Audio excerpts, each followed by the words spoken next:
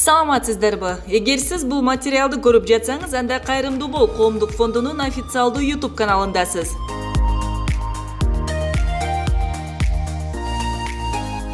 Алгач видеону баштаардан мурун биздин каналга катталып, подписаться кнопкасын басып коюуну унутпаңыз. Демек, сиз бул кнопка аркылуу кайрымдуулук кылып жатасыз.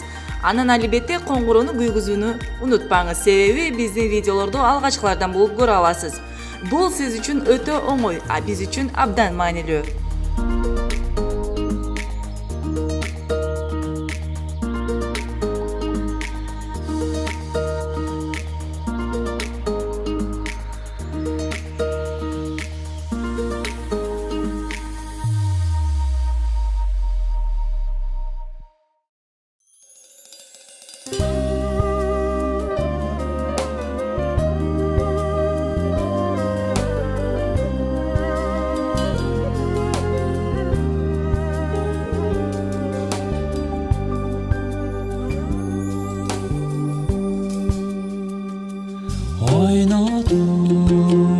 Bizdi cedele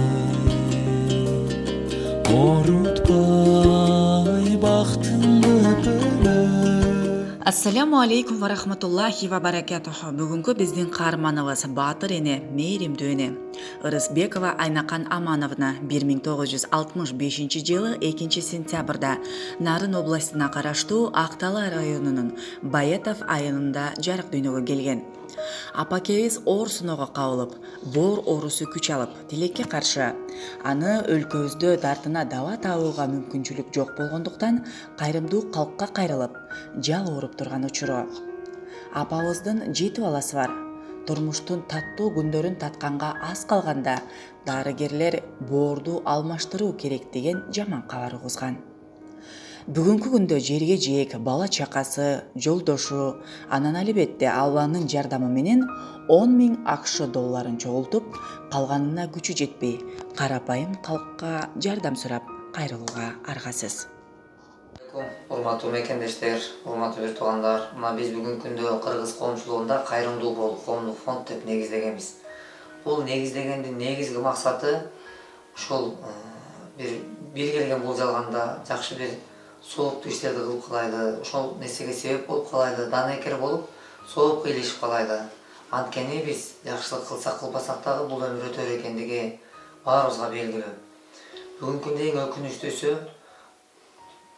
бир эле үй бүлөдө эмес, бүгүнкү күндө мындай көйгөй бир канча үй бүлөлөрдө өлкөбүздү кара булут каптагандай эле бүгүн каптап баратат. Ошон үчүн айтайын дегеним, ушул мына бүгүн азыр биз эжекемдин дагы жанына келип отургандыгыбыз оор илдет дартка чалдыгып, ошол дарт менен бул бүгүнкү күндө бир үй бүлөнүн алы жети албайт экендиги баарыбызга маалым. Бүгүнкү күндө биздин Кыргызстанда кичинекей айлык менен үй бүлөнү багыштык өзү кыйынга туруп аткан учур. Бирок бул айлыкты топтоп, бул чоң каражатты топтоштук бул мүмкүн эмес.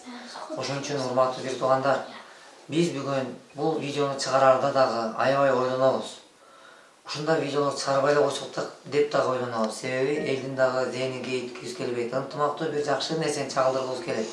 Бирок бүгүн мынтип эжекебизге окшогон энебиздин кыйналып аткандыгын каяка алып барып жаап жашырып бекитип кое алабыз. Эгер антип бекитип коюп, биз маселени кантип чечебиз? Ушул көйгөй чоң маселе болуп турат. Ошон үчүн Кудай буйруса, бул видеолор чыгып аткан алдында да айтып койгум келет. Мындай кайрылуулар көбөйдү, эмнеге көбөйүп баратат деп алыста туруп сүйлөгөндөн сиз мындай бир шүгүр кылыңыз дегенди айткым келет. Себеби бул алыстан угулуп аткан мындай оорулар бүгүнкү күндө жакын арага келип жетип атат. Балким эртең сиздин жаныңызга да барып калбасын. Сизге барып жетип калбасын, мага да жетип келип калбасын, менин жакындарыма келбесин деген ниет, үмүт баарыбызда болуш керек.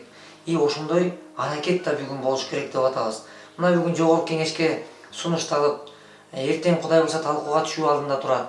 Бул маселени мына ошол жогору жактан да чыгып чечпесе, карапайым элдин эчтекеге ал жетпей турат. Мына азыр эжекем ушул боор оорусуна чалдыгып, өзүнү төрөгөн, чоңойтуп өстүргөн уулу донор болуп берейин деп атат. Ушул мекендешибиз да бир тууганыбыз дагы апасынын жанында болуштугун каалап, энеден эч ким айрылгысы келбейт. Бирок ошон үчүн ушунун баарын эске алып, мына бүгүн уулу энеге боорун бергени турат.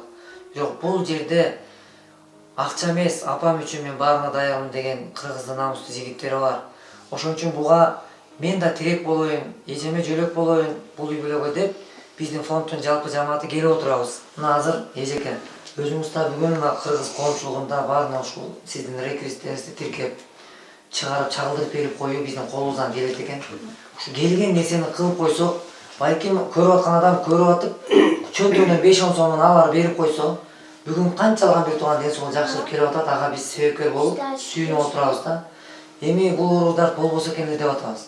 Анан ушул тууралуу өзүңүз да элге кененирээк айтып берип койсоңуз, бул качан ооруп баштадыңыз, кантип билдиңиз, качандан баштап бул илдет менен келатасыз да, ошону айтып койсоңуз. Мен негизи 2010 жылдан бери ооруп келатам. Анан 2015 жылы катуу ооруп өзүбүздүн нарындагы Акталан больницасына жаттым. 12 күн аяктан жылыш болбой шаарга келип УЗИге түшөнүм. Ушундай гепатит С, цирроз печени өтүп кетиптир. Ошол ооруга чалдыкканымды билдим. Ошо 2015 жылдан бери ар 6 ай сайын больницага жатып, дарыларды ичип, доктурдун айтканын бүтүп дарыланып келем. Анан эми ушул акыркы жатканымда жайында ушу пересадка деп чечим чыгарды да, мындан башка жол жок. Акыркы нерсе деп анан баягы Индиядан да врачтар келгенден барсам, алар да только пересадка жолу менен дарыланат, башка жок деп ушундай. Менин боорумда тромбтор пайда болуп атат да.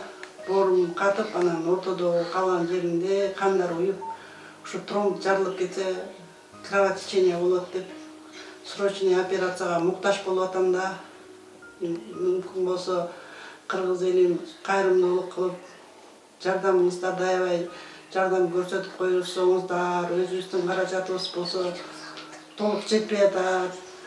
Бала чакам, тууган урugum, кайын журтум, төркүмдөрүм болуп чогулттук. $10,000 акчабыз бар, анан ошо жетпеген ушу кайрымдуулук сурап, ошого муктаж болдук да. Калкалайт мээрим жамалым, карызбыз сизге селен. Кайгым Мен өзүм баатыр энеми 7 балам бар, балдарым жаш, үйлөнө элек. Мен да ошо балдарымдын жакшылыгын көрүп, жашагым келет. Балдарымды үйлөп, балдарымдын башында болуп, небере жетелер мезгилде ашкан экөөбүз жетелешип, чай ичер мезгилде ушул дартка чалдыгып калдым. Кудайым пендем десе, эч бир адамдын башына мындай ооруну салбасын. Аламда бир дана аялзат, ажарлууң эмес сенчелик. Саламатсыздарбы, кыргыз калкым. Ушу апабыз баатыр эне эле, апабыз ушу биздин жакшылыгыбызды көрөрдү, бизди чоңойтуп, өстүрүп, төрүбүздө отурар кезинде ушинтип ооруп калды. Ушу сиздерден суранарыбыз, апама ушу жардам берип койсоңуздар деп өтүнөт элек. Жүрөгүндө мээрими, ыйманы бар адамдар сиздерден суранат элек, ушу апама жардам берип коюңуздар. Апам өзү баатыр эне, 7 баласы бар, эң улуусу эле менден улуу бир эжем бар. Экөөбүз тең эле өзүбүздүн үй бүлөсү өзүбүздө. Эки балдарыбыз болсо кичинекей, эң кичүүсү 9-классты окуйт. Эч кандай мындай апама жардам бере турчу эмеси жок алардын. Эң улуу энебиз болсо апама донор болот. Андан башка деле жардам бере турчу бизге кишибиз жок. Барчыбыздын уже баарына бардык. Өзүбүз болсо эптеп ар бери чогултуп атып $10,000 чогулттук. Тууган уруктарыбыз, Айшаталарым, тайкелерим, жээндерим баары биригишип, агаларым, сиңдилерим болуп баары бирип $10,000 чогулттук. Анан ал акча аябай эле кичинекей эле акча болуп калат экен. Апама көп акча керек экен.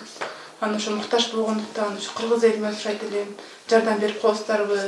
Ушу апабыз дагы биз ушу эне үйдүн кутуунан жана жылуулугу болот го. Биз да ушу кутубузду, жылуулугубузду жоготуйбуз келбейт. Ушу үйүбүздө, төрүбүздө атам экөө балпайган байбичи болуп, абышка кемпир болуп, төрүбүздө балдарыбызды эркелетип отурса дейбиз. Жардам берип коюңуздар, суранабыз. Değiştir senin damanın belgili. Байырча ушу 2010 жылдан бери оорусуна жалыккап ооруп келатат. Анан ушу жети баланы төрөп, ушуларды чоңойтуп, окутуп, чокутуп дегендей Байшем экөөбүз ушинтип келаттык эле. Ушундай ооруп алып, кыйналып турабыз. Өзүбүздүн ага туугандар, жакындар болуп акча чогулттук, бирок жетишсиз болуп атат да. Бул операция бизде болбойт экен, Индияда болгондуктан где-то 30-35 миң доллар болот, ушундай тыйы керек экен. Анан ушу кайрымдуу кыргыз эли менен мен да суранат элем, колдон келген жардамыңыздарды аябай ушу жардам берип коюңуздар деп суранат элем. Саламатсыздарбы?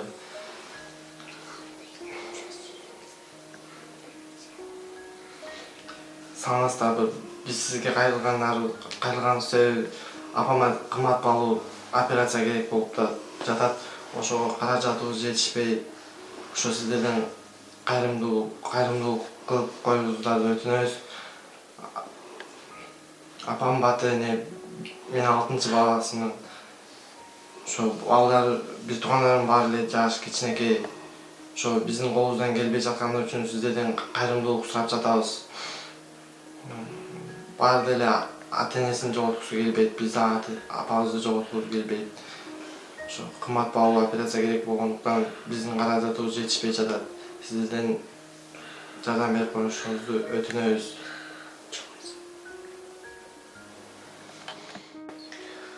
Урматтуу туугандар, азыр бул жерде бул үй бүлөдө эми чындыгында үй бүлөдө биз көбүрөөк ушундай аралашып атып түшүнүп турабыз, анткени айта турган айтчу сөздү жеткиликтүү жеткизе албай, сиздерге бүгүн мына кече күнү эжекем аябай кыйналып, ыйлап, ушундай болуп аткан акыбал тууралуу ой бөлүшүп, ушул бул боор оорусу акылдан дагы умутчактырып, айтчу сөзүн айта албай бүгүн сиздерге жеткизе албай атат. Мүмкүн бул үй бүлөнү баягы үстүртөн угуп койбосоңуздар, жүрөктөн кабыл алып, мына жүрөктөн чыккан сөз жүрөккө жетет дейт. Анан эми сын көз караш менен эмес, туура көз караш менен эстүү жандар, Кудайдын алдында биз сооп килешип калайын дегендер, ушул пайгамбарыбыз алейхисаламдагы хадисинде кимде-ким садака берсе, берген садакасы өзүнүн оору сыркоо дарттан коруп турган коргону болот деген экен. Ошол коргонуңуз бекем болсун десек, келиңиз бүгүн кол сунайлы. Бүгүн бизде мүмкүнчүлүк бар. Сиздин, биздин мына Кудайга шүгүр көзүбүз көрүп атат, бутубуз басып атат. Аллага чексиз шүгүрлөр болсун. Канчалаган бир туугандарыбыздын 2 бөйрөк отказ берип бүгүн азыр концерт өткөзүлүп спорт ордусунда келатабыз. Бир жолу дааратканага барышлык 10 сом турат. Бир дааратканага барышлык 5 сом турат. Бирок айрым адамдар бир жолу дааратканага барыш үчүн 5000 сом төлөп жатат. Биз буну ойлонушубуз керек. Биздин денеде турган кичинекей бир орган иштебей калгандыгы үчүн бир жолку барган ошол дааратканага 5000 сом туруп жатат. Ошол бөйрөктүн ордуна иштей турган аппарат, гемодиализ аппаратына жатып атат. Бирок бизде канчалаган органдар иштеп атат денебизде. Бирок биз машина айдап жүрсөк налог төлөп атабыз. Жашап атсак жерге төлөп атабыз. Свет алсак светке төлөп атабыз. Суу алсак суубузга төлөп жатабыз, Кудай берген. Бирок биз ойлонойлу, Кудай бизден эч кандай налог сураган жок. Бирок бизден милдет кылып садака зекетиңерди бергиле.